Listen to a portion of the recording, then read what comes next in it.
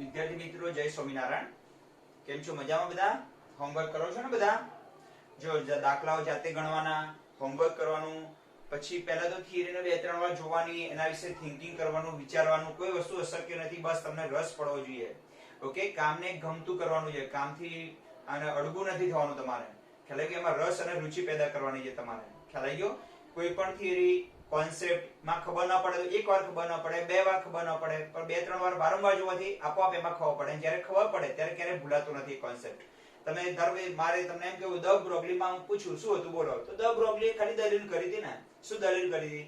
કે જેમ ફોટોન ને કણ પણ કહેવાય ને તરંગ પણ કહેવાય, એમ ઇલેક્ટ્રોન પણ કણ પણ છે, એમ તરંગ પણ કહેવાય ને. તો ઇલેક્ટ્રોન તરંગ છે આવું કોને કહ્યું? ખાલી ધ બ્રોગલી. અને પછી ડેવિસન અને ગરમરે ઇલેક્ટ્રોનનું વિવર્તન કર્યું, અને જેનું વિવર્તન થાય ને એને તરંગ પ્રકૃતિ હોય એવું કહેવાય. તરંગનું જ વિવર્તન થાય. અને ઇલેક્ટ્રોનનું વિવર્તન થયું એટલે સાબિત થયું ઇલેક્ટ્રોન તરંગ છે, અને ઇલેક્ટ્રોન તરંગ સાબિત થયો તેની તરંગ લંબાઈ શોધવાનું સૂત્ર આપ્યું, લેમ્બડા બરાબર h/mv. આ સૂત્ર આપ્યું. ખ્યાલ આવી ગયો? અને આ દ્રવ્ય તરંગ સમીકરણ કહેવાય, અને જે ઇલેક્ટ્રોન સાથે સંકળાયેલી તરંગ લંબાઈ માપી આપે. ઓકે, અને પછી તો ખળભળાટ મચી ગયો કે ભાઈ એના પછીના જે બધા મોડેલો કેવા પડી ગયા? ખોટા પડી ગયા. હવે એ પછી બીજો વૈજ્ઞાનિક હાઇઝનબર્ગ આવ્યો, એને પણ હુમલો કર્યો સીધો નીલ બોહર ઉપર. તો હાઇઝનબર્ગે એવું કહ્યું કે ઇલેક્ટ્રોનનો ગતિમાર્ગ ક્યારે નક્કી જ ન કરી શકાય. જ્યારે હાઇઝનબર્ગે આવું કહ્યા પછી નીલ બોહરે શું કહ્યું? હું તમને બ્લુ રંગની પેનથી સમજાવું છું. કોન્સેપ્ટ ક્લિયર કરજો તમારો પહેલા. કે ધારો કે આ પરમાણુનું કેન્દ્ર છે, એની આજુબાજુમાં ઇલેક્ટ્રોન કેવા માર્ગે ફરે છે? વર્તુળાકાર માર્ગે ફરે છે. ઇલેક્ટ્રોન આવી રીતે ફરે છે, બંગડીની જેમ વર્તુળાકાર માર્ગે ફરે છે. પણ એકચ્યુઅલી ઇલેક્ટ્રોન કેવો હોય? 3 ડાયમેન્શનમાં ફરતો હોય. માનો કે આ કેન્દ્ર હોય તો ઇલેક્ટ્રોન આમે હોય, અહીંયા પણ હોય, અહીંયા પણ હોય, આમ પણ હોઈ શકે. ખબર પડી ગઈ? જેમ મેં તમને કહ્યું હતું ફૂટબોલના દડા ઉપર તમે મકોડો મૂકી દો તો એ કઈ એનું સ્થાન નક્કી હોય ક્યાં જશે? બસ એવું જ ઇલેક્ટ્રોનનું છે કે એનો માર્ગ ગતિમાર્ગ ક્યારે એક ગોળાકાર આમ નામ ના હોય. જ્યારે નીલ બોહરે શું કહ્યું કે ઇલેક્ટ્રોનનો ગતિમાર્ગ ગોળાકાર હોય જાય છે. ઓકે, ઇલેક્ટ્રોનનો ગતિમાર્ગ ક્યારે નક્કી કરી શકાતો નથી. તો એને કઈ રીતે નક્કી કર્યો? મોટો પ્રશ્ન હતો. કેમ નક્કી કરી શકાતો નથી? કારણ કે હાઇઝનબર્ગે સાબિત કરી બતાવ્યું છે કે ઇલેક્ટ્રોનનો ગતિમાર્ગ ક્યારે નક્કી ન કરી શકાય. હવે ગતિમાર્ગ એટલે રસ્તો એનો કે અત્યારે હાલ ઇલેક્ટ્રોન અહીંયા છે, પછી અહીંયા હશે, પછી અહીંયા હશે. માનો કે ઇલેક્ટ્રોનનો ગતિમાર્ગ નક્કી કરવો હોય તો આપણે એનું સ્થાન જાણતા હોવા જોઈએ. એક અહીંયા છે, અહીંયા છે, અહીંયા છે, અહીંયા છે. આ બધા આપણે સ્થાન મળે એના, પછી બધા સ્થાનને આપણે જોડી દઈએ તો આપણે નક્કી કરી શકીએ કે ઇલેક્ટ્રોનનો ગતિમાર્ગ આવો હશે એમ. ખ્યાલ આવી ગયો? પણ એ ઇલેક્ટ્રોનનું સ્થાન અને વેગમાન કેમ? કારણ કે એને કહ્યું હતું હાઇઝનબર્ગે કે ઇલેક્ટ્રોનનું ચોક્કસ સ્થાન, ઇલેક્ટ્રોનનું જો બોક્સમાં મૂક્યું ચોક્કસ સ્થાન અને ચોક્કસ વેગમાન અથવા એનો વેગ. ઓકે, આ દેખાય છે? ચોક્કસ વેગમાન અથવા એનો વેગ એક સાથે, એકી સાથે ચોકસાઈપૂર્વક, એક શબ્દ વાપરો તો વાપરી શકાય અહીંયા, એક સાથે, પાછું કયું? ચોકસાઈપૂર્વક નક્કી કરવું અશક્ય છે. બોલો કઈ બે વસ્તુ મગજમાં ફિટ કરો. ઇલેક્ટ્રોન, તમને હું પૂછું સામે એક ક્વેશ્ચન કરું છું તમને હું કે ઇલેક્ટ્રોનની કઈ બે વસ્તુ એકી સાથે નક્કી ન કરી શકાય અને ચોક્કસ એકી સાથે, પાછું એક જ સમયે એકી સાથે અને ચોકસાઈપૂર્વક, બંનેમાં ભૂલ ના આવી જોઈએ. તો ઇલેક્ટ્રોનનું સ્થાન અને એનું વેગમાન અથવા એનો વેગ બંને એકી સાથે ચોકસાઈપૂર્વક નક્કી કરી શકાતું નથી. અને જે વસ્તુ માટે આ બે વસ્તુ, સ્થાન અને એનો વેગ, સ્થાન અને એનો વેગ અથવા વેગમાન, કોઈ બંનેની એક જ વસ્તુ છે. કારણ કે વેગમાન એટલે m * v અને m તો અચળ એટલે વેગ જ થઈ ગયો ને. ઓકે, ચલો ધ્યાન આપજો. તમને હું પૂછું છું કે કઈ બે વસ્તુ આપણે ઇલેક્ટ્રોનનું એકી સાથે નક્કી ન કરી શકાય? તો ઇલેક્ટ્રોનનું સ્થાન અને એનું વેગમાન અથવા એનો વેગ એક સાથે નક્કી કરવું કેવું છે? અશક્ય છે. અને હવે હું મારા તરફથી આગળ ઉમેરું છું કે જે પદાર્થનું સ્થાન અને એનો વેગ ચોકસાઈપૂર્વક એકી સાથે નક્કી ન થાય એનો ગતિમાર્ગ ક્યારે નક્કી કરી શકાતો નથી. તો ઇલેક્ટ્રોનનો ગતિમાર્ગ કેવી રીતે નક્કી કરી શકાય? કારણ કે ઇલેક્ટ્રોનનું સ્થાન અને વેગ નક્કી કરી શકાતો નથી. ઓકે, પછી એનું ગાણિતિક સ્વરૂપ આવ્યું કે જ્યારે કે સ્થાનને કહીએ, સ્થાનમાં આવતી ભૂલને ડેલ્ટા x કહીએ. ઓકે, વેગમાનમાં આવતી ભૂલને ડેલ્ટા px કહીએ. ઓકે, તો આની વેલ્યુ ઓછામાં ઓછી કેટલી હશે? તો h/4π જેટલી કે તેનાથી વધારે. ઓછામાં ઓછી આટલી તો ભૂલ આવે બેમાં, સ્થાનના માપવામાં ભૂલ અને વેગમાનને અથવા વેગને માપવામાં ભૂલમાં કેટલી આવે? h/4π જેટલી કે તેનાથી વધારે.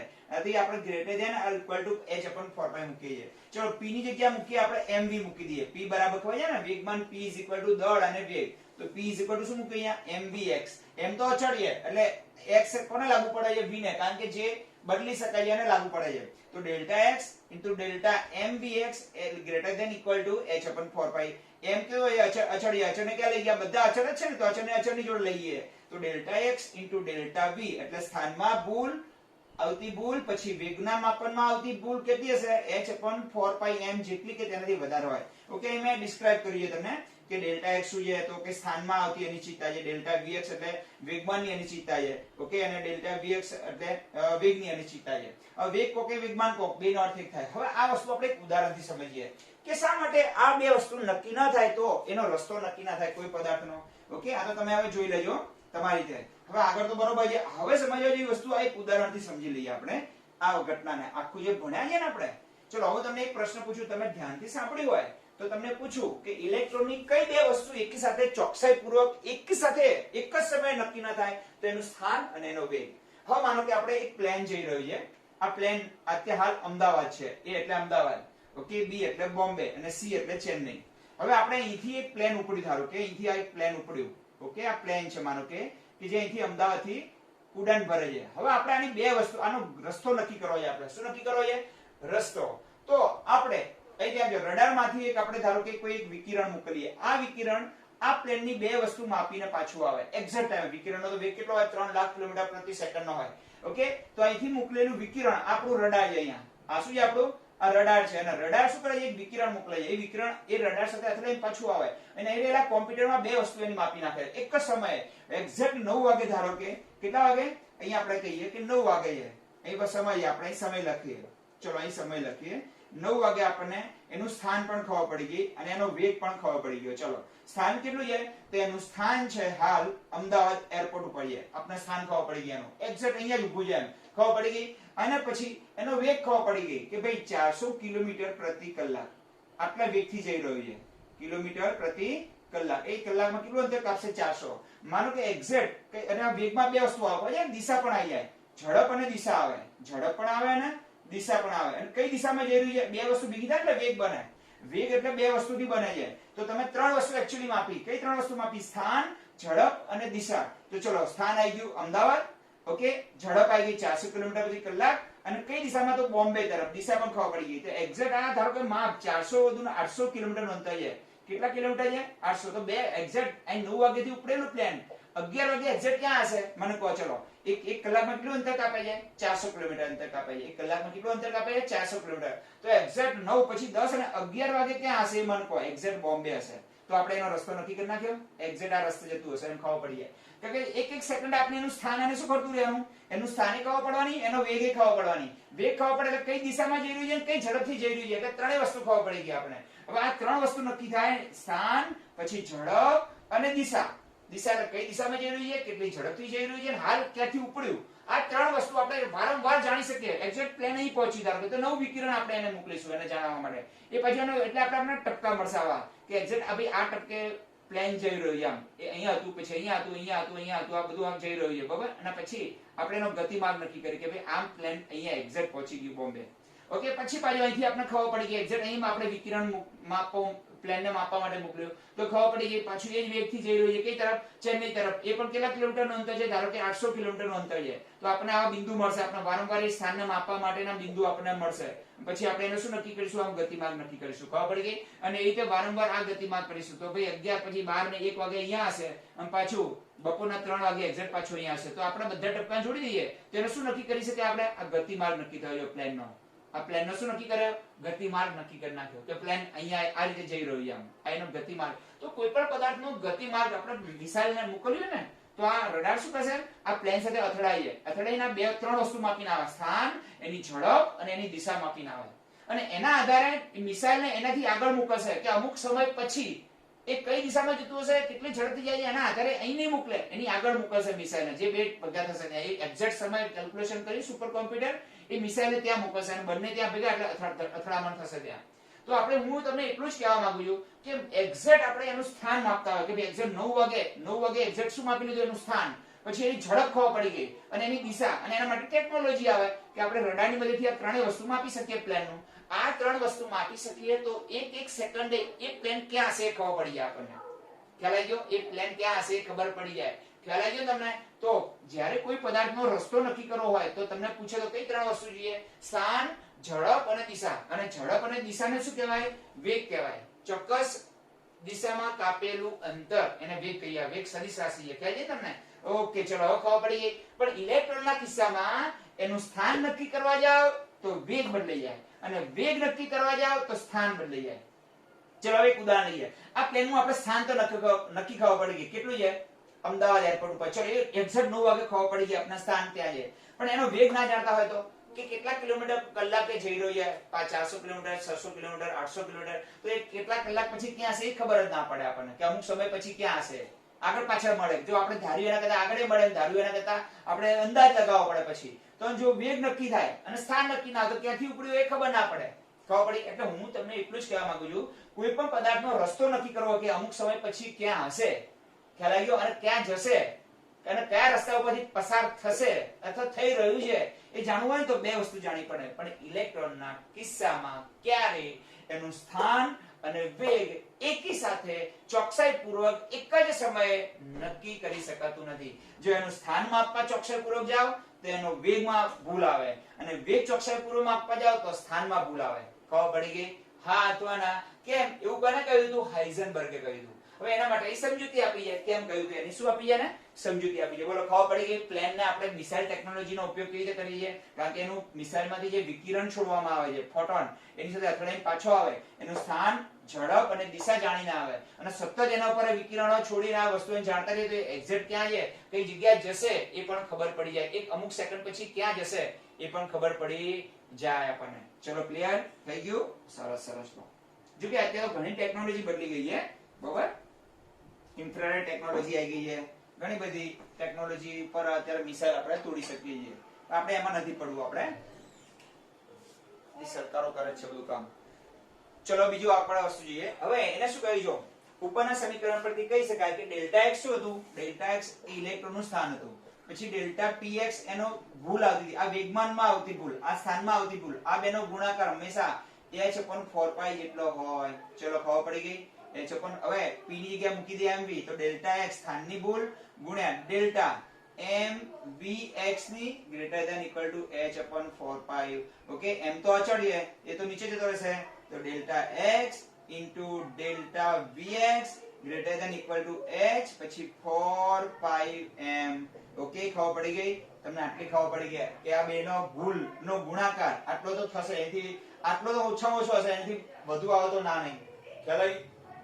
બંનેની ભૂલ છે, ભૂલ તો રહેવાની. હવે વિચારો તમે, આ ભૂલ 0 કરી દઈએ આપણે તો આ ભૂલ અનંત થઈ જાય. ઘણા વિદ્યાર્થીઓને 0 કહે. કેમ? સ્થાનની ભૂલ તમે 0 કરી નાખો, સ્થાનમાં બિલકુલ ભૂલ ના આવે ને તો વેગમાનની ભૂલ અનંત થઈ જાય. હવે આપણે એમ કહીએ કે આ સૂત્રમાં ડેલ્ટા x નું મૂલ્ય 0 લઈએ આપણે, તો ડેલ્ટા vx નું મૂલ્ય કેટલું મળે? તો વિદ્યાર્થીઓ કે 0 જ મળે ને સાહેબ, એનો ગુણાકાર 0 થઈ જાય. ના, 0 ના થાય. આ ભૂલ શૂન્ય તરફ જાય, આ ભૂલ અનંત તરફ જાય. જેમ આ ઘટતી જાય એમ આ ભૂલ વધતી જાય. ખ્યાલ આવી ગયો? હવે એ સમજી લઈએ. ચલો, આ તો સમજણ થિયરી છે ખાલી. જો ઇલેક્ટ્રોનનું સ્થાન ડેલ્ટા x ચોકસાઈપૂર્વક જાણતા હોઈએ તો ઇલેક્ટ્રોનના વેગનું મૂલ્યમાં અનિશ્ચિતતા આવે છે, અને જો વેગનું મૂલ્ય ચોકસાઈપૂર્વક માપવા જઈએ તો એના સ્થાનમાં અનિશ્ચિતતા વધી જાય છે. એટલે એક ચોકસાઈપૂર્વક માપવા જાવ તો આમાં મૂલ્યમાં વધે, અને ચોકસાઈપૂર્વક માપો તો ડેલ્ટા x માં મૂલ્યમાં વધે. ઇલેક્ટ્રોનને હવે ચલો આ સમજૂતી આપી છે તમને, પણ એ મને યોગ્ય નહીં લાગતી. જે આપી છે સમજૂતી એને બહુ વિસ્તારથી સમજાઈ શકાય પણ એમ નથી, બરાબર? તમને એક્ચ્યુઅલી સમજૂતી છે ને તમને ફિઝિક્સમાં મળશે. આનું આખું પેકેટ આવે છે, પેકેટથી સમજાઈ શકાય તમે. ઓકે, તરંગ પેકેટ આવે છે આખું એનું. ઓકે, એનાથી સમજાઈ શકાય. પણ અહીંયા જે સમજાવવાનો પ્રયત્ન કરે છે તમારા લેવલ ઉપર બરોબર છે ને, બરોબર? એક તમારા લેવલ ઉપર જ રાખીએ, અને બહુ પીએચડી ના લેવલ ઉપર આપણે જવું નથી. ખ્યાલ આવી ગયો તમને? બાકી એને તરંગ પેકેટથી સારી રીતે સમજાઈ શકાય આ સમજૂતીને, પણ એમાં થોડી તમારે બહુ ડેપ્થમાં નોલેજ હોવું જોઈએ, ઊંડાણપૂર્વક. ચલો હવે ધ્યાન આપો. હવે આપણે માનો કે આ કેન્દ્ર છે, એની આજુબાજુમાં આ ઇલેક્ટ્રોન ફરી રહ્યો છે. માનો કે આ ઇલેક્ટ્રોન કણ સ્વરૂપમાં એવું માની લઈએ આપણે. તો ઇલેક્ટ્રોનનું સ્થાન જાણવા માટે અહીંથી આપણે એક ફોટોન અથવા વિકિરણ, જો હજુ તમને કહ્યું જ્યારે વિકિરણ શબ્દ વાપરો, વિદ્યુત ચુંબકીય વિકિરણ, એટલે તમારે ફોટોન કહેવાય, એને જ પ્રકાશ કહેવાય, એને જ કહેવાય એક્સ-રે કિરણો, એને જ ગામા કિરણો કહેવાય, એને જ રેડિયો તરંગો કહેવાય. ખબર પડી ગઈ? અને યુવી કિરણો એને કહેવાય, અને આપણે વિઝિબલ આવે છે જાન્યુઆરી પીનારે, એને પણ વિકિરણ જ કહેવાય. ખ્યાલ આવી ગયો? એટલે વારંવાર આ વસ્તુ સમજાવી ના પડે. વિકિરણ શબ્દ વાપરો એટલે તમારા મગજના તંતુઓ આગા પાછા ના થવા જોઈએ. હવે ધારો કે અહીં આપણે રડારમાંથી એક ફોટોન એને અવલોકિત કરવા માટે મોકલ્યો કે ભાઈ ક્યાં છે ઇલેક્ટ્રોન. ઇલેક્ટ્રોનને અવલોકિત કરવા માટે વિકિરણ મોકલવું પડે. ખ્યાલ આવી ગયો? શું મોકલવું પડે? એને વિકિરણ મોકલવું પડે. ઓકે, ધ્યાન આપજો.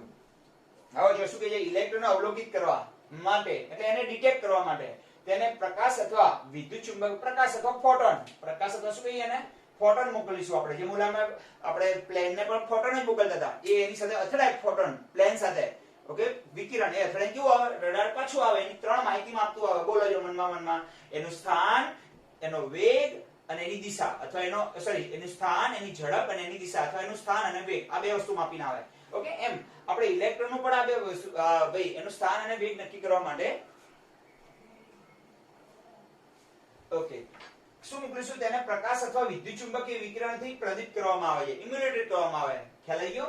પ્રદીપ્ત કરીશું એટલે એને ડિટેક્ટ કરવામાં આવે. ચલો, ઉપયોગમાં લેવાયેલા વિકિરણની તરંગલંબાઈ જેટલી નાની તેટલું ઇલેક્ટ્રોનનું સ્થાન ચોકસાઈપૂર્વક નક્કી કરી શકાય છે. હવે તમારા લેવલ ઉપર તમને સમજાવજો, બાકી તો એને સમજાવવા માટે તરંગ પેકેટથી સારું સમજાવી શકાય છે આ થિયરીને. હવે જો આ તમને ધ્યાન આપજો, એવું વૈજ્ઞાનિકો કહેતા કે જે તરંગ વપરાય છે બેટા, આ શું વપરાય રહ્યું છે? તરંગ.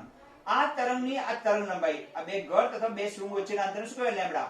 આ તરંગ લંબાઈ જેટલી સ્થાનમાં ભૂલ આવે, સ્થાનમાં ભૂલ કેટલી આવે? પ્લસ માઇનસ લેમ્બડા જેટલી. જે વિકિરણ તમે એને ડિટેક્ટ કરવા માટે મોકલો છો, ઓકે, એ માઇક્રોસ્કોપમાંથી માનો કે જોઈ રહ્યા છો તમે, અને એને વિકિરણને મોકલ્યું, ખ્યાલ આવી ગયો ને? આપણા લેવલ ઉપર સમજીએ આપણે, તો એ તરંગ લંબાઈમાં જેટલી હશે ને એની ભૂલ આવશે, કાં તો તરંગ લંબાઈની પ્લસ માઇનસ જેટલી, આ એની તરંગ લંબાઈ જેટલી ભૂલ આવશે. કેટલી આવશે? તરંગ લંબાઈ જેટલી ભૂલ આવશે.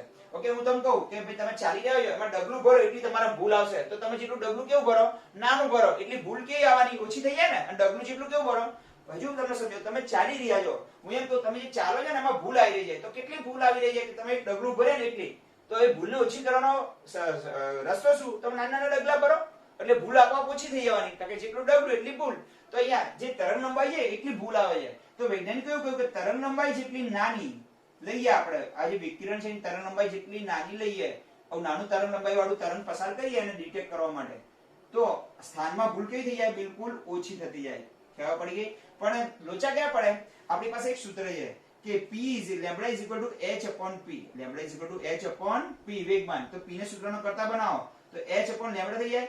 જેટલી તરંગ લંબાઈ નાની, ઓકે, એટલું એનું વેગમાન વધી જાય. ખબર છે ને? h આ નીચેનું પદ જેટલું નાનું એટલું આનો ગુણોત્તર કેવો આવે? વધુ આવે. ખબર પડી કે ના પડી? h p જેટલું h લેમ્બડા, લેમ્બડા જેટલો નાનો હોય, જેમ લેમ્બડા જેટલો શું હોય? નાનો હોય, એટલો આ ગુણોત્તર કેવો આવે? વધારે આવે. તો એનું વેગમાન વધી જાય. ખબર પડી ગઈ? એનું શું વધી જાય? વેગમાન. હવે વેગમાન એટલે p બરાબર mv. હવે વેગમાન વધે એટલે આ તો દળ તો અચળ છે, ખાલી શું વધી જાય? એનો વેગ વધી જાય. તો જો વેગમાન અનિશ્ચિતતા આવી ગઈ ત્યારે. ખબર પડી? અને આવો ઊંચું વેગમાન ધરાવતો ફોટોન જ્યારે ઇલેક્ટ્રોન સાથે અથડાય તો ઇલેક્ટ્રોનનો વેગમાં અનિશ્ચિતતા, કારણ કે ક્યાં જાય કે નક્કી જ ના રહે. કારણ કે ડિટેક્ટ કરીને આવે, જ્યારે પાછો આવે આપણી પાસે ત્યારે ઇલેક્ટ્રોનને ફંગોળતો આવે. ખ્યાલ આવી ગયો? તો પ્લેનના કિસ્સામાં કેમ આવું થતું નથી? કારણ કે પ્લેન તો એટલું ભારે છે કે એની પર ગમે એટલો પ્રકાશના ફોટોન અથડાય તો એને કશું થવાનું નથી. મારી સાથે પ્રકાશના ફોટોન મારા ઉપર પડે હું ખસી જઉં આમ મારા પર, કારણ કે આ ફોટોન એટલો હલકો કણ છે કે આપણે ખબર ના આવે ફોટોન અથડાઈ રહ્યા છે આપણી સાથે, જ્યારે આ તો એની કેટેગરીમાં જ આવે છે.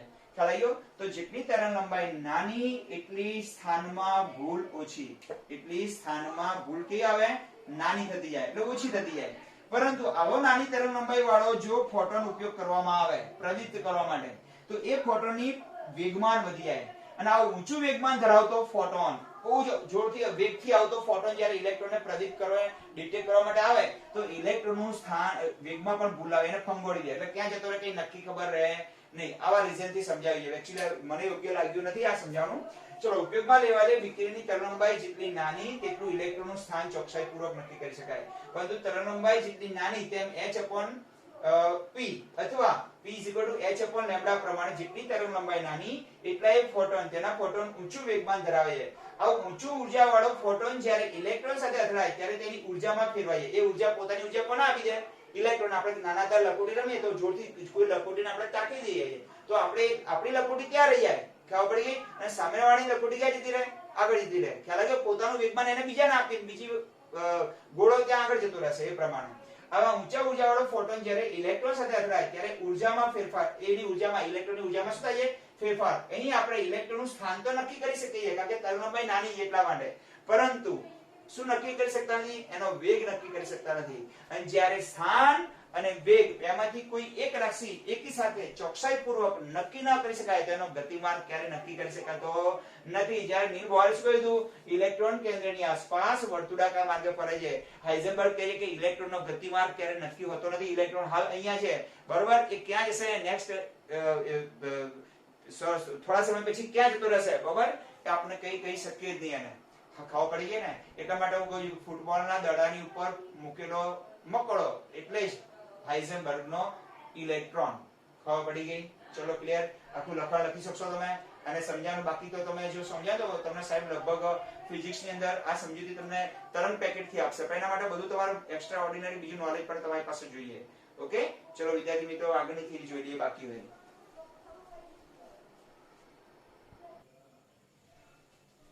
હવે થિયરીને આપણે આગળ વધારીએ કે હાઇઝનબર્ગનો અનિશ્ચિતતાનો સિદ્ધાંત છે એનું મહત્વ શું છે, આ નિયમનું, આનો ઉપયોગ શું છે, આનાથી આપણે કઈ જાણકારી મળે? તો સરસ જાણકારી મળી ગઈ. કઈ? કે અનિશ્ચિતતાના સિદ્ધાંતની અગત્યતા બાબત એ છે કે ઇલેક્ટ્રોન અને તેના જેવા બીજા સમાન કણો, પ્રોટોન, ન્યુટ્રોન, હાઇડ્રોજન પરમાણુ જે નિશ્ચિત પથને નકારી કાઢે છે. ઓકે, ઇલેક્ટ્રોનનો જે નિશ્ચિત પથ છે ને કે ઇલેક્ટ્રોન કેન્દ્રની આસપાસ ચોક્કસ વર્તુળાકાર માર્ગે નિશ્ચિત પથ છે, આ વાતને આ સિદ્ધાંત ખોટી પાડે છે કે ઇલેક્ટ્રોન ક્યારેય નિશ્ચિત પથ ઉપર, ઇલેક્ટ્રોન અને તેના જેવા ફોટોન, ન્યુટ્રોન, પ્રોટોન જેવા કણો ક્યારેય નિશ્ચિત પથ ઉપર ગતિ કરતા નથી. એ વાતને આ સિદ્ધાંત શું કરે છે? નકારી કાઢે છે. જ્યારે નીલ બોરે કહ્યું કે કેન્દ્રની આસપાસ ઇલેક્ટ્રોન નિશ્ચિત વર્તુળાકાર માર્ગે ગતિ કરે છે, આ શબ્દને નકારી કાઢે છે આ રહ્યો. કારણ કે પદાર્થનું ચોક્કસ સ્થાન અને તેનો વેગ તથા ઇલેક્ટ્રોન પર તે સમયે લાગુ પડતું બળ જાણતા હોઈએ. ઓકે, તેનું સ્થાન જાણતા હોઈએ, એનો વેગ અને એને કેટલું પાછળથી બળ લાગી રહ્યું છે એ જાણતા હોઈએ. એ જાણ્યા પછી જ એ પદાર્થનું શું નક્કી કરી શકાય? એ ગતિમાર્ગ નક્કી કરી શકાય. પણ ઇલેક્ટ્રોનના કિસ્સામાં એનું સ્થાન અને વેગ અને એનું સ્થાન ક્યારે માપી શકાતું નથી. એ માપી શકાય તો જ એનો રસ્તો નક્કી થાય, પણ ઇલેક્ટ્રોનનું તો માપી શકાતું નથી. ઓકે, હવે અનિશ્ચિતતા સિદ્ધાંતની મર્યાદા. આ સિદ્ધાંત હાઇઝનબર્ગના અનિશ્ચિતતા સિદ્ધાંતની અસર કોને લાગુ પડે? સૂક્ષ્મદર્શી વસ્તુ, માઇક્રોસ્કોપિક વસ્તુઓ માટે યોગ્ય લાગે. એમ સાર્થક એટલે યોગ્ય લાગે, સારી કહેવાય એ બાબત, એના માટે સિદ્ધાંત યોગ્ય છે. ઓકે, સૂક્ષ્મદર્શી વસ્તુ. પણ સ્થૂળદર્શી જે નરી આંખે જોઈ શકાય, માઇક્રોસ્કોપમાં મેક્રોસ્કોપિક જે નરી આંખે નાના નાના જીવજંતુ કહીએ ને એ ટાઈપની વસ્તુ, તો સ્થૂળદર્શી વસ્તુઓ માટે યોગ્ય નથી. ઓકે, નરી આંખે જોઈ શકાય એ એકદમ સૂક્ષ્મ, જેને મેક્રોસ્કોપમાં પણ જોઈ શકાય, સોરી મેક્રોસ્કોપ એટલે સ્થૂળ હોય એકદમ, પણ આ માઇક્રોસ્કોપી છે, અતિ સૂક્ષ્મ વસ્તુઓ માટે યોગ્ય કહેવાય. પણ એ મિલીગ્રામ કે તેથી વધુ વજન વાળી વસ્તુને પણ આ સિદ્ધાંત તો લાગુ પડતો નથી. કેમ? કારણ કે એટલે સ્થૂળદર્શી વસ્તુઓ જે નરી આંખે આપણે જોઈએ છે ને એ બધી વસ્તુઓ જેને સ્પર્શી શકાય, જોઈ શકાય એવી વસ્તુઓને, આ એવી વસ્તુઓ માટે આ બેનો ગુણાકાર નું મૂલ્ય ઘણું જ નાનું હોય, જે ક્યારે એને ધ્યાનમાં લેવાતું નથી. જ્યારે આ બંને અનિશ્ચિતતાનો ગુણાકાર જ બહુ ઓછો આવતો હોય તો એવો ઓછાને આપણે ધ્યાનમાં નથી લેતા. પણ જ્યારે અનિશ્ચિતતાનો ગુણાકાર વધુ આવતો હોય સ્થાન અને વેગની, તો એને ધ્યાનમાં લેવો પડે. જ્યારે ઇલેક્ટ્રોન જેવા કણો માટે ડેલ્ટા x અને ડેલ્ટા vx નું મૂલ્ય ઘણું વધારે હોય છે. આથી આપણે અચોક્કસતા અહીંયા જોવા મળે, વ્યાજબી લાગે એમ. ખ્યાલ આવી ગયો? અને આપણા મારા માટે ગણવા જઈએ, બાબા કે પ્લેન માટે ગણવા જઈએ આપણે, તો એના માટે આ બંનેનો ગુણાકાર કેવો આવે? બહુ ઓછો આવે કે જેને આપણે ધ્યાનમાં ના લઈએ તો ચાલે. પણ ઇલેક્ટ્રોન માટે આ બંને અનિશ્ચિતતાનો ગુણાકાર બહુ વધારે આવે છે, એટલે આપણે ધ્યાનમાં લેવો પડે. ખ્યાલ આવી ગયો? તો આ ઇલેક્ટ્રોન, પ્રોટોન, ન્યુટ્રોન જેવા કણોને જ લાગુ પડે આ નિયમ. ઓકે, કોને લાગુ ના પડે? સૂક્ષ્મદર્શી વસ્તુને લાગુ પડે, પણ સ્થૂળદર્શી વસ્તુને લાગુ પડે નહીં. કારણ કે સૂક્ષ્મદર્શી વસ્તુ માટે ડેલ્ટા x * ડેલ્ટા vx આ ગુણાકાર બહુ કેવો આવે? નાનો આવે, જેને આપણે ધ્યાનમાં ના લઈએ તો ચાલે. પણ સ્થૂળદર્શી વસ્તુ માટે આ ગુણાકાર કેવો આવે? થોડો મોટો આવે. આમના માટે કેવો આવે? નાનો આવે. એટલે ધ્યાનમાં ના લઈએ તો ચાલે, પણ અહીં ધ્યાનમાં લેવો પડે. જ્યારે અનિશ્ચિતતા વધી જતી હોય ત્યારે બંનેની અનિશ્ચિતતાનો ગુણાકાર વધી જતો હોય તો ધ્યાનમાં લેવું પડે. ઓકે, ચલો બધા મિત્રોને જય સ્વામિનારાયણ.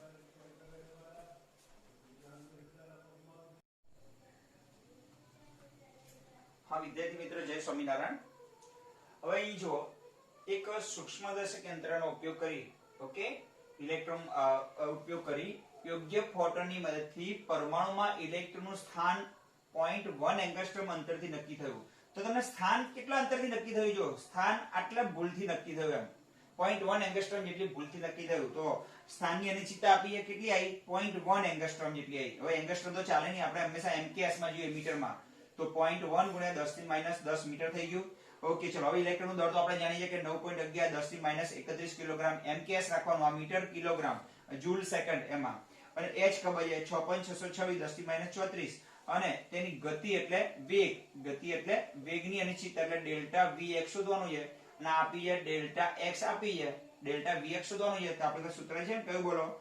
ડેલ્ટા x પછી delta vx is equal to h/4πm. ખબર પડી ગઈ ને? કારણ કે ડેલ્ટા p ની જગ્યાએ આપણે m કરી નાખ્યું ને, કયું હશે? h/4π અને m. અને ડેલ્ટા vx શું કરવાનું છે? શોધવાનું છે. તો ડેલ્ટા x પર ક્યાં જતું રહેશે? નીચે જતું રહેશે. ઓકે, તો delta Vx is equal to h upon 4 પછી 5 પછી m અને delta Vx sorry delta x આવશે. ઓકે, બધી વેલ્યુ આપી દેજો. h નું મૂલ્ય લખી દે 6.626 10 ની માઈનસ 34 આવી ગયું. પાઈ એટલે 4 પછી 3.14 ઇલેક્ટ્રોન નું દળ 3.11 ગુણ્યા 10 ની માઈનસ 31 કિલોગ્રામ અને સ્થાનની નિશ્ચિતતા 0.1 એટલે 0.1 એટલે 10 ની માઈનસ 1 કહેવાય ને, એટલે 10 ની માઈનસ 1 આની જગ્યાએ શું લખાય 10 ની માઈનસ 1 10 ની માઈનસ 1 અને 10 એટલે 10 ની માઈનસ 11 થઈ જાય. અને આ બધાનું સાદુરૂપ તમારે આપી અને સ્થાનની અનિશ્ચિતતા શોધી કાઢવાની. ઓકે, સોરી વેગની અનિશ્ચિતતા મીટર પ્રતિ સેકન્ડમાં મળશે. આટલી અનિશ્ચિતતા એમાં જોવા મળશે. ઓકે, ઇલેક્ટ્રોનનો કિસ્સો છે ને એટલે થોડી મોટી જોવા મળશે અનિશ્ચિતતા. મોટી એટલે આપણે ધ્યાનમાં લેવી પડે. ખ્યાલ આવી ગયો ને? ડેલ્ટા Vx નું મૂલ્ય અનિશ્ચિતતા મોટી હોય, આપણે 2-5 રૂપિયા પડી ગયા ધ્યાનમાં લઈએ, પણ 2 કરોડ ખીચામાંથી પડી ગયા હોય તો ધ્યાનમાં લેવા પડે ને. એમ અહીંયા જે વેગની અનિશ્ચિતતા આવશે બહુ મોટી આવશે ઇલેક્ટ્રોનના કિસ્સામાં. જ્યારે અહીં દડાના કિસ્સામાં જો વેગની અનિશ્ચિતતા બહુ નાની છે. ખ્યાલ આવી ગયો? 45 મીટર પ્રતિ સેકન્ડ એટલે કઈ ના કહેવાય ઇલેક્ટ્રોનના વેગની સાપેક્ષમાં અનિશ્ચિતતા. ઓકે, એટલે અહીં અનિશ્ચિતતા જો કે શોધવાની જ આવે. હવે ધ્યાન આપજો, એક ગોલ્ફના દડાનું દળ એટલે m આપી દીધું છે. ચલો 40 ગ્રામ છે. ગોલ્ફના દડા માટે નિયમ લાગુ નહીં પડે. કેમ? કારણ કે એમાં જે ડેલ્ટા x નું મૂલ્ય આપણે શોધીશું ને, શોધ્યા પછી જ વાત કરીએ. ચલો ના જવા દો.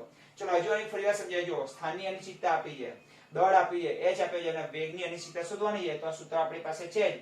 ઓકે, જેમાં વેગની અનિશ્ચિતતા આપણે શું બનાવી સૂત્રનો કરતા અને બધા પેરામીટર મૂકી દીધા ઉપરથી નીચે. ઓકે, અને સાદુરૂપ આપતા તમારે શીખી જવાનું થોડું. ખ્યાલ આવ્યો? ઘણા લોકો સાદુરૂપની જગ્યાએ ભયંકર રૂપ આપી બેસી જાય છે. ઓકે, ચલો અહીં દળ આપી છે, m આપી છે, એ સિવાય એનો વેગ આપી છે. જો વેગની અનિશ્ચિતતા નહીં આપી, એનો વેગ જ આપી છે. અહીં દળ આપી છે તો અને તમારે શોધવાની છે સ્થાનની અનિશ્ચિતતા ડેલ્ટા x શોધવાની છે અને ડેલ્ટા Vx પણ શોધવી પડશે તમારે. તો ડેલ્ટા Vx નથી આપી પહેલા તો, જો એ બે શોધવી પડશે. તો ડેલ્ટા Vx શોધવા માટે પહેલું સ્ટેપ કયું પડશે બોલો? તો ડેલ્ટા Vx છે ને શું કહે છે? જો વેગ 45 મીટર પ્રતિ સેકન્ડ છે, જો વેગ 2% ની ચોકસાઈથી માપવામાં આવે. કેટલી ચોકસાઈથી? 2% ની. તો ડેલ્ટા Vx એ વેગ ગુણ્યા એના 2%. હવે વેગ કેટલો છે? ચલો 45 છે અને 2% એટલે 2 ભાગ્યા 100. ટકાવારી તો હંમેશા 100 માં કન્વર્ટ થાય. 2% ને કહેવાય 2 ભાગ્યા 100. તો 45 દૂર શું છે? 90 ભાગ્યા 100. એટલે કેટલા આવશે જવાબ? 0 ગયા એટલે 0.9. ઓકે, મીટર પ્રતિ સેકન્ડ જેટલી અનિશ્ચિતતા આવી. તો આપણે ડેલ્ટા Vx મળી ગયું. કેટલું મળ્યું બોલો? ડેલ્ટા Vx મળ્યું. માટે delta Vx is equal to 0.9 metre પ્રતિ સેકન્ડ. ચલો ખબર પડી ગઈ? Yes or no?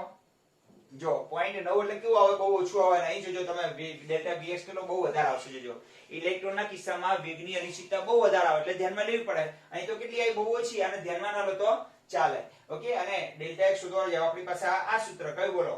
Delta x into delta Vx is equal to h upon 4 pi m. એમ આવી ગયું. અને m તો આપી છે દળ કેટલું છે? 40 અને ડેલ્ટા x શોધવાનું છે સ્થાનની અનિશ્ચિતતા. તો delta x is equal to h upon 4 pi m into delta Vx. h કેટલા છે? 6.626 10 ની માઈનસ 34 જૂલ. ઓકે, નીચે થશે આનાથી લખું એકમ રાવ દો અહીંયા 4 ઇન્ટુ 3.14 પછી 9.11 ગુણ્યા 10 ની માઈનસ 31. ઓકે, અને ડેલ્ટા Vx 0.9 જે આવે જે જવાબ શોધી કાઢવાનો તમારે. ઓકે, મીટરમાં આવશે સ્થાનની અનિશ્ચિતતા. ઓકે, ખ્યાલ આવી ગયો? પણ અહીં તમે જુઓ ઇલેક્ટ્રોનના કિસ્સામાં અહીં તમે જવાબ આવશે ને, એ કયો જવાબ આવશે? વેગની અનિશ્ચિતતા આવશે. બહુ મોટી આવશે એટલે આપણે ધ્યાનમાં લેવી પડે. જ્યારે દડાના કિસ્સામાં કેટલી આવી જો 0.9 ન ધ્યાનમાં લઈએ તો ચાલે. તો કોના પર લાગુ પડે? દડાને નહીં લાગુ પડે, પણ ઇલેક્ટ્રોન જેવા કણોને આ સિદ્ધાંત લાગુ પડશે. કારણ કે એમાં અનિશ્ચિતતા બહુ મોટી આવે છે. એટલા માટે જાતે સાદુરૂપ આપતા શીખી જાવ ક્યારેક ક્યારેક. ખ્યાલ આવી ગયો? તમને નહીં આવડે ને સાદુરૂપ તો ખબર વસ્તુ છે. અહીં જવાબ જાતે લાવવાનો તમારે. કેવી રીતે લાવવાનો? તમારે જાતે વિચારવાનું. ઓકે, લર્નિંગ બાય ડુઈંગ થોડું. ચલો બધા મિત્રોને જય સ્વામિનારાયણ. હોમવર્ક કરતા રહેજો, લખતા રહેજો, દરરોજનું કામ દરરોજ કરજો. આજનું કામ કાલ ઉપર છોડતા નહીં, નકર તમારું ટેન્શન દિવસે દિવસે વધતું જશે. ઓકે.